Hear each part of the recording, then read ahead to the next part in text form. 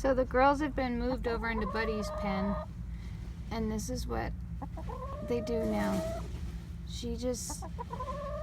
That's Winner, and she just sits there and yells at me all day, every day, while she's in her pen. And she gets louder the further I go. Huh, Winner? I know, you're mad you're in there.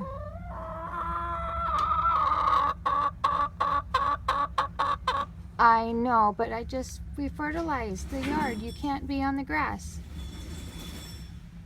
You giving me the cold shoulder now? What, Marie?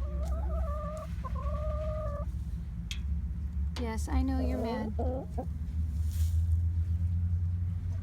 What? Well, in a couple of days when the fertilizer gets in the grass, then you can come out.